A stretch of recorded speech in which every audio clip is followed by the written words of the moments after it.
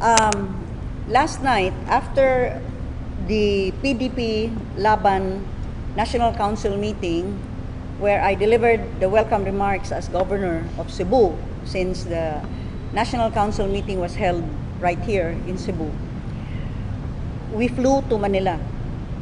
With me was Secretary Michael Dino, Presidential Assistant for the Visayas, Dr. Jean Loreche, our Chief Pathologist at the Department of Health, Mr. Edmund Liu of the Project Balik Buhay, and General Mel Feliciano of the Chief Implementer for the Visayas. And we reached Malacanang at around 6:06. We had to subject ourselves to the health protocols such as the rapid test and all. So we finally saw the President at around 7 in the evening. And he was accompanied by Secretary Anyo, Secretary Duque, Secretary Harry Roque, Secretary Delphine Lorenzana, and Secretary Galvez, as well as, of course, Senator Bongo. And the President stated that it seems that in Cebu, you are not following the IATF guidelines. So what is this? You have to follow. Although, on the same breath, he also said that I do recognize the help of the local government units in the implementation of policies, and it is the local government units that are actually on the ground. The President, having served as mayor himself of the city of Davao for 27 years, I know that local governance is close to his heart, and he understands how it is running a city or a province. So I explained. I believe that for most of our fellow Filipinos, you are already aware of the difference. But for those who do not, may I repeat, EO 17, subsequently supported by a provincial ordinance, states that upon arrival, ROFs and OFWs are swabbed, and this is what I told the President. And then they are brought to the hotel. They wait for 2 days. For Cebuanos, if they are tested negative, they go home to their LGUs and they are swabbed again on the 7th day. They continue the required 14-day quarantine at home. For non-Cebuanos, we ask them to go back to their own provinces, where they shall subject themselves to the health protocols of that particular province. I said that we have not, the way I see it, Mr. President, we are in fact innovating to make it more effective for us. I also pointed out that we saw a steady increase of cases after the 5-day testing rule was implemented, where the returning Filipinos would first be brought to the hotel and they would only be tested on the 5th day. So that when we implemented by March 31st, going back to the old procedure of testing upon arrival, we saw the steady decrease of cases. And I said, in fact, in Cebu, we have made it even stricter in the sense that it is not a single swab. We swab twice. Because once the returning Filipino goes back to his home or his family, he is swabbed again on the 7th day. And then I brought out the humanitarian aspect. Said, Mr. President, these OFWs do not come home to have a good time, actually. Sometimes they do not even have enough cash to pay for the ticket. They borrow money or do a cash advance. And then they come home because there is a reason. It's in times of emergency. It's either that there's a member of the family who is very sick, or someone has died, and they're just trying to come home to pay their last respects and say their last goodbyes. We have to look at the humanitarian aspect here, because I know how much you love the OFWs, who we all agree are our unsung heroes. They work abroad. They go through so much hardship in order that they may make the lives of their family a little better. And in fact, they are the single, pre-COVID, they were the single biggest dollar earner for the country.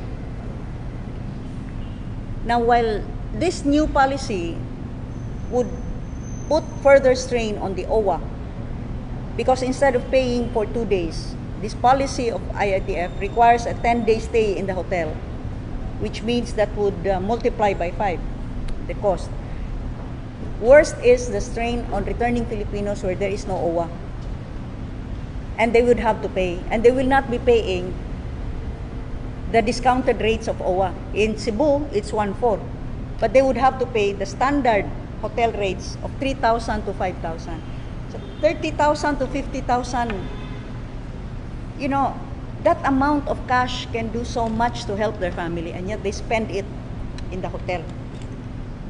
I could see how the president really felt for the OFWs and the returning Filipinos.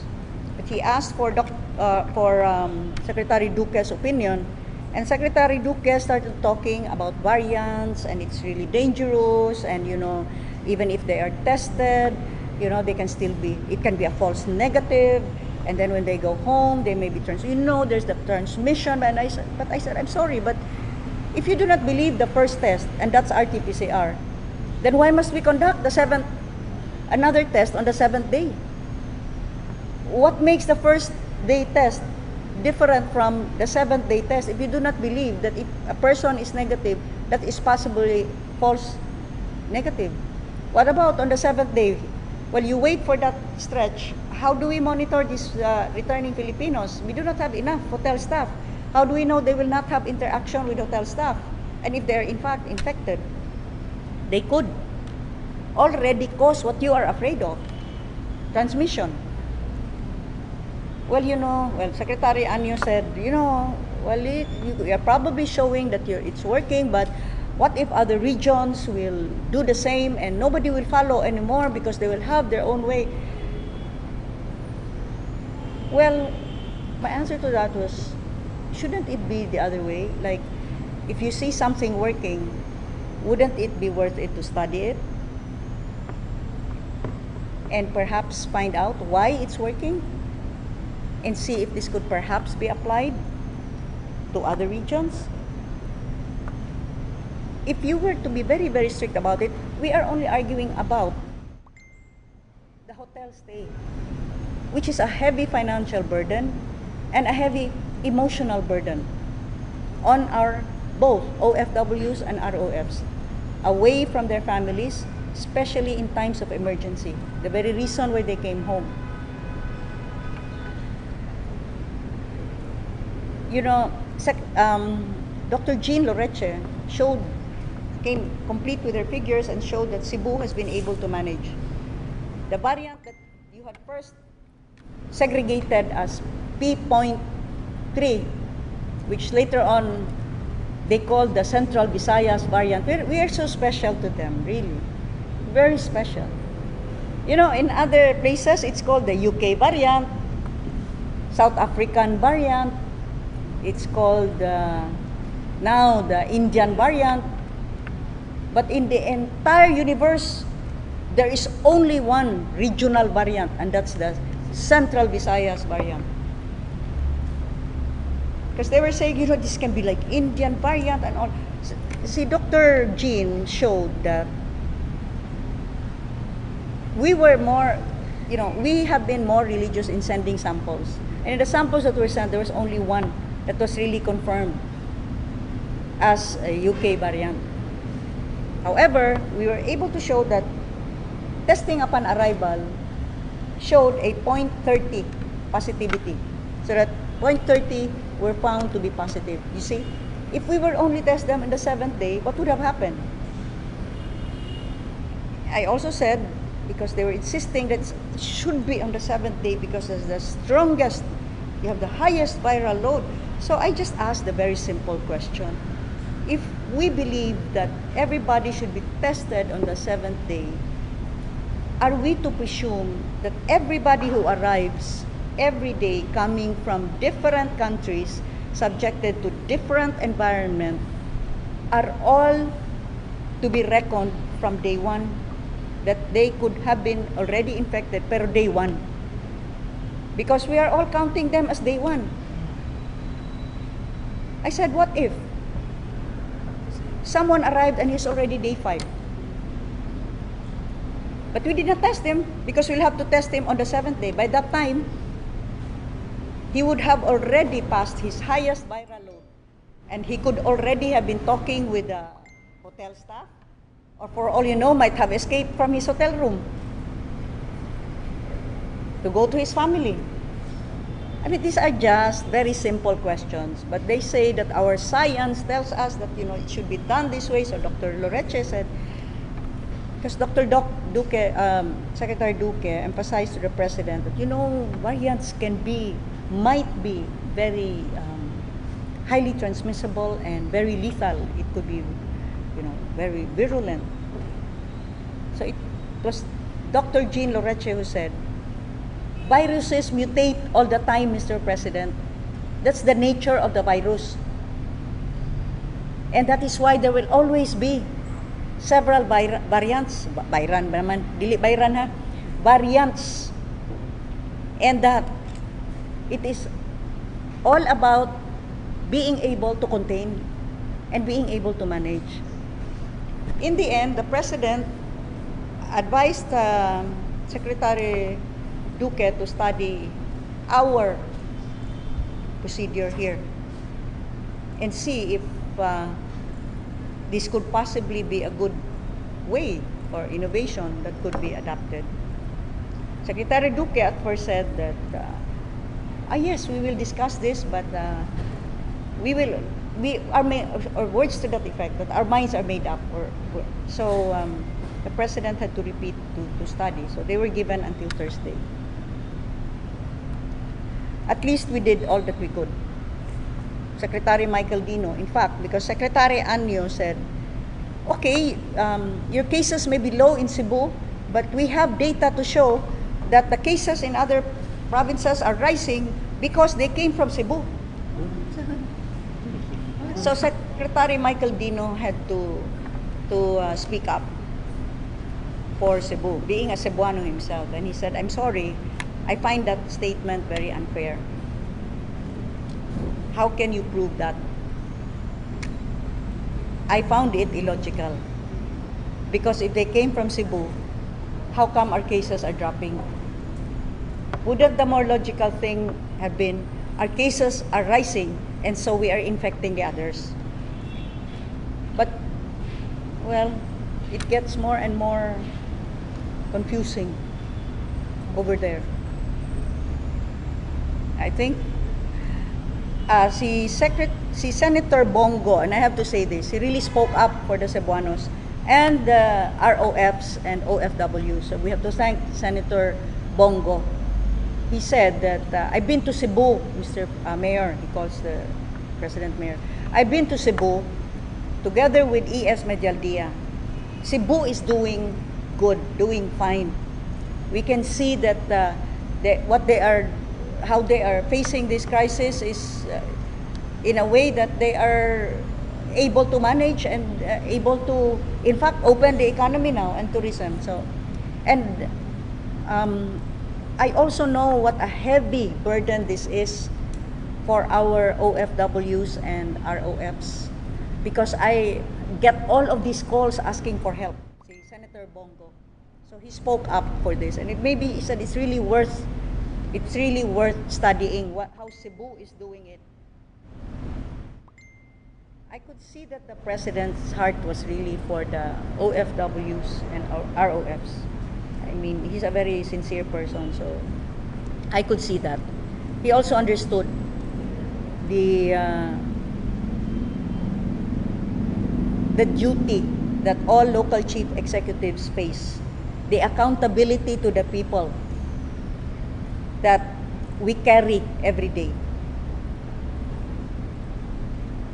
Advisors and even unelected officials, they have no accountability but to the appointing power only. Our accountability is to the people. And he understood why I had to do this. In fact, I thank the President. I heard him clearly when he said, Gwen, you're a very proactive leader, and that is good. So we will have to study what you are doing. In the meantime, national policy has to be followed. In the meantime, national policy must be followed. And however, we do not admit that we are perfect. So that if your ways could be found to be effective, then perhaps this can even be followed by others. So I told him, Mr. President, on the national policy must be followed. I said, Mr. President, at any rate, flights have been diverted. Flights intended for the Manila-Cebu International Airport have now been diverted to Manila. So we don't have any arrivals. And my executive order and the provincial ordinance cannot apply in Manila. So until the Secretary Duque, Secretary Anyo discussed this, and Secretary Harry Roque also spoke out, and Cebuanos have to know this also.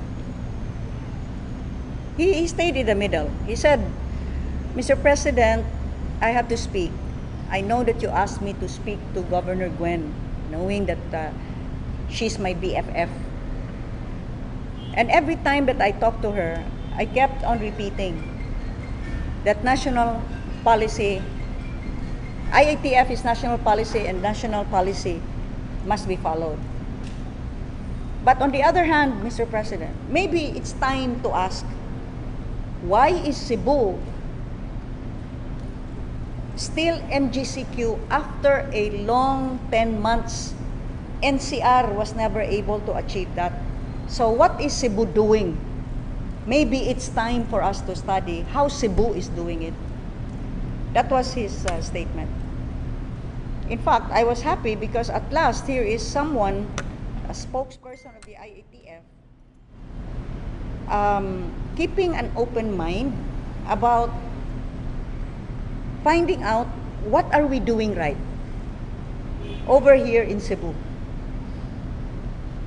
And so that perhaps what we are doing right could contribute in whatever little way we can to moving forward from this pandemic and easing people's burden, the burden of a devastated economy.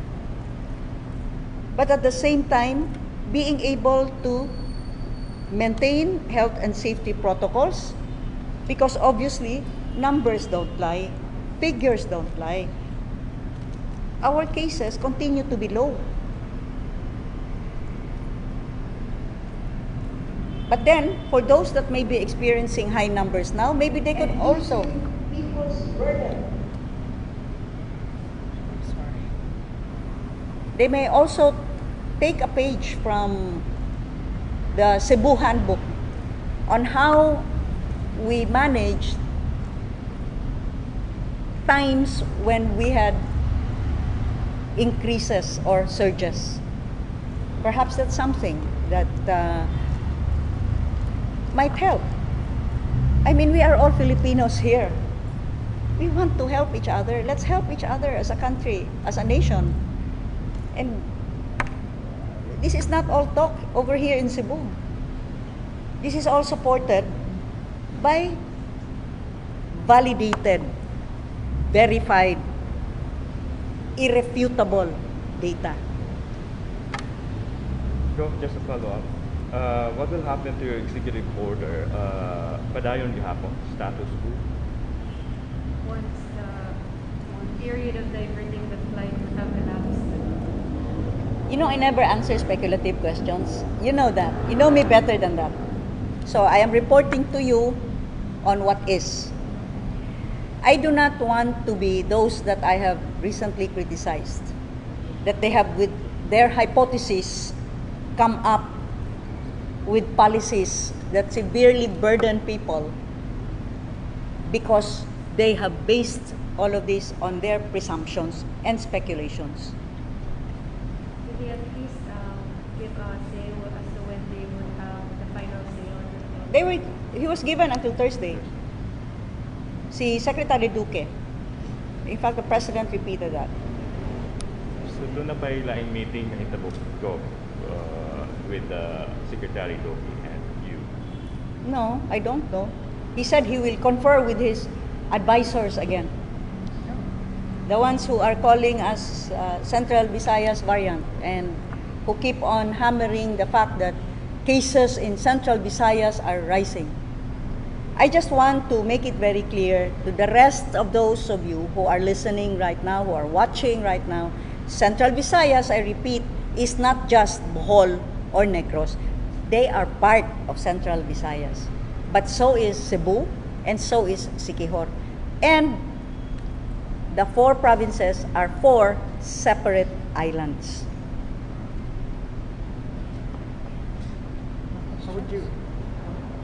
How would you describe the meeting, the meeting? Would you consider it are we successful with our objective of going there to Malacanang? May I cautiously state that in being able to present to the President our position, why we have done it, and how everyone was on board in coming up with this policy. In fact, well represented by the presence of General Mel Feliciano himself, who is Mista of General Galvez. And of course, you have the private sector there, si Edmond Liu. And you have the scientists. If they have their science, we also have our science. Chief pathologist, UP, a product of UP, Dr. Jean Loreche, and Presidential Assistant for the Visayas, who also, of course, is part of the Duterte administration and sees what impact this has been on the Duterte administration, because the diversion of flights was signed by Secretary Medialdia. So, right now, correct me if I'm wrong, but those that have been affected are feeling, bad against the President, not against IATF, not against Secretary Duque, or not against Secretary Anyo, but against the administration. And that is why Secretary Michael Dino also had to speak out in defense of the President. So, I think in the sense that the President was able to be given a different point of view. Because in fact, when Secretary Duque kept on repeating, Mr. President, variants are so scary, they can be highly transmissible, and we do not know how deadly they can be. Look at India, Then another scientist or another doctor spoke up, and that was Dr. Loreche, who said, Mr. President, viruses always mutate. In fact, the SARS and CoV mutated. This is what's happening now. We will see so many variants coming up. And I think it was kind of a surprise to hear that kind of different point of view. And more so, and most of all, the President in that meeting really showed his compassion for the OFWs and returning Filipinos. You could see it in his face, how he really cared for the OFWs and ROFs. He was really trying to look for a way. First, he said financial.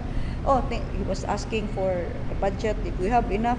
But then he was saying, do we still have enough? So, Mr. President, beyond that, it's really, they're away from their families. They have very short time. There's an emergency that they have to attend to. And beyond that, this can work. We can have that quarantine, but let's do it at home. Anyway, returning Filipinos, OFWs, I am sure for many of them, their homes qualify for home quarantine.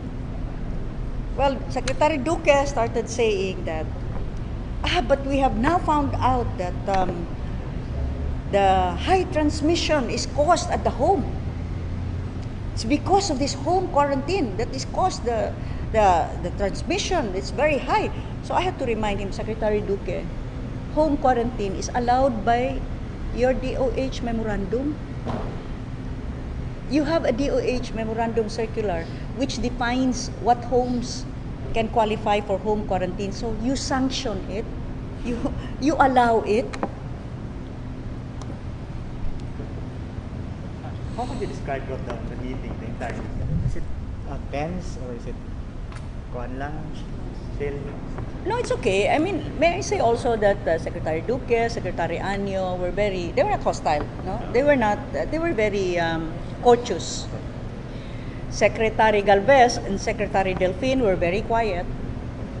Anyway, they were wearing masks, so I could not say whether they were smiling or not.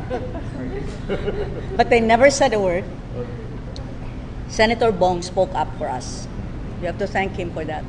And Secretary Harry Roque asked a very valid question, very thought-provoking, but very important, saying, why is Cebu on MGCQ for such a long time now, something we have never been able to achieve here at NCR? Isn't it worth looking? What is Cebu doing? In fact, at one point in our meeting, the President said the same. It is the constitutional right of every Filipino to come home. And we must look into that. So, however, niingon Secretary Duque, kung katunang we talk about finances, that's already in the Bayanihan Act, there's already finances. Besides, for the OFWs, besides, anyway, these ROFs, they're a very little percentage. So I had to say that, beyond the numbers and beyond the figures, these are persons. These are human beings. And they are Filipinos. So we must not treat them that way, as mere figures. But at any rate, mauna, ampo na lang ta sa Senyor Santo Niño. After a year of controlling people, can we just give them now that ability, that God-given right to protect themselves? Kaya wa man tingali po'y gusto nga masakit o COVID. Wa man po tingali gusto nga takdan niya iyang pamilya. Balik-balik na nato, i-boost ang immune system. You take the necessary safety and health protocols. O gunya, kung doon naman tayo sintomas, magpalayo ta, dili ta magtakod-takod. Unya, di po tam diretso sa ospital, kaya mapuno ng ospital, bisag nito lang na imong sipon. Apply the proper remedies, daghan na may nahibaw, ana. Di ba? Inom tag vitamins, inom tag daghan limonsito. Kung lain ang paminaw sa lawas, mag-unsa man ta? Unsa? Pagid ko na ingog tuob. Itong mga suko ba nga, dili social. Steam inhalation. So, in closing, I think, especially for our OFWs and returning overseas Filipinos, you have been really monitoring the developments because you are the most affected. Some of us watching right now might say, who cares? But remember, for many other families, who are living in Cebu or in other provinces or in the entire country, they have a son or they have a brother or they have a mother, they have someone in the family that will be affected because they are either overseas Filipino workers or OFWs, or they are located abroad working elsewhere.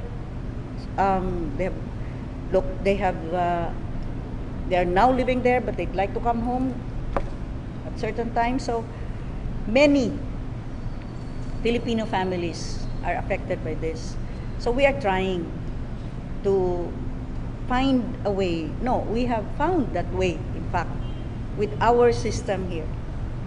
Custom fitting it to your situation. Not just thinking about